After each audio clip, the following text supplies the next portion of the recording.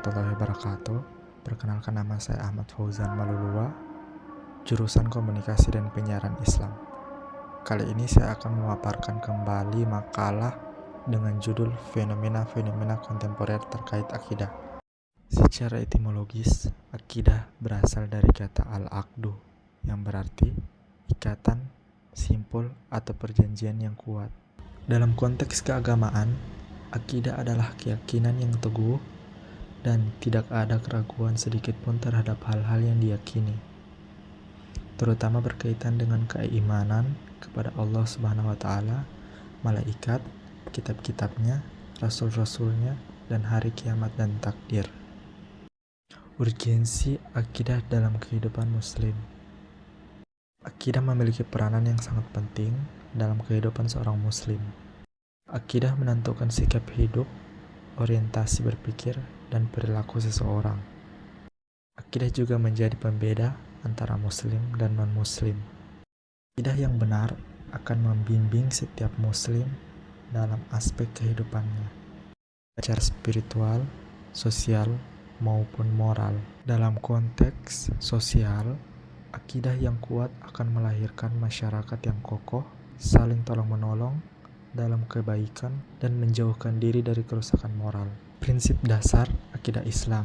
Prinsip dasar akidah Islam dikenal dengan istilah rukun iman yang terdiri dari 6 perkara. Yang pertama, iman kepada Allah. Yang kedua, iman kepada malaikat. Yang ketiga, iman kepada kitab-kitabnya. Yang keempat, iman kepada Rasul. Yang kelima, iman kepada hari kiamat. Dan yang terakhir, iman kepada qada dan qadar. Rukun iman tersebut merupakan dasar utama yang harus diyakini oleh setiap Muslim. Fenomena kontemporer terkait akidah. Yang pertama, yaitu ramalan BMKG. Meramal atau memprediksi cuaca atau gempa yang dilakukan oleh BMKG atau Badan Meteorologi, Klimatologi, dan Geofisika adalah aktivitas ilmiah yang berdasarkan pada analisa, dan input piranti teknologi yang dapat dipertanggungjawabkan secara ilmiah. Namun, perlu diperhatikan dua hal penting berikut.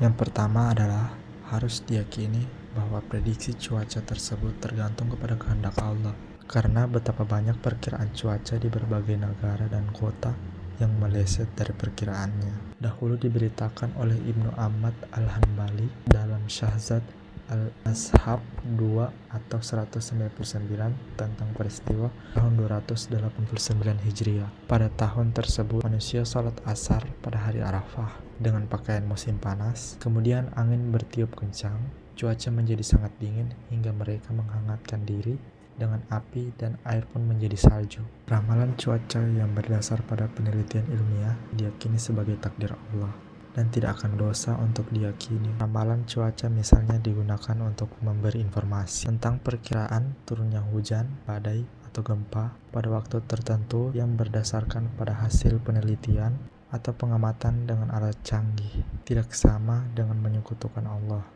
Ramalan zodiak merupakan perhitungan ramalan bintang yang didasarkan pada rasi bintang yang terletak berdekatan yang membentuk suatu pola. Dipandang sama dengan ramalan dukun, dan hukumnya mempercayainya adalah haram.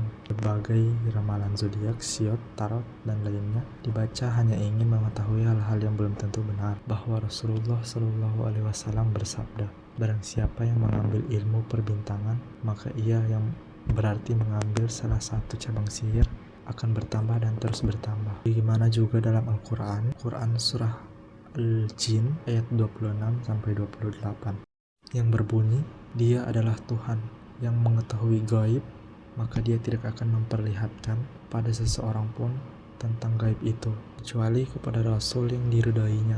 Maka sesungguhnya dia mengadakan penjaga-penjaga malaikat di muka dan di belakangnya. Dia mengetahui bahwa sesungguhnya rasul-rasul itu telah menyampaikan risalah-risalah Tuhannya, sedang sebenarnya ilmunya meliputi apa yang ada pada mereka, dan dia menghitung segala sesuatu satu persatu. Datangnya Rasulullah SAW beserta risalah yang dibawahnya menebas habis praktik nujum tersebut. Nasib bahagia dan celaka mutlak dalam kuasa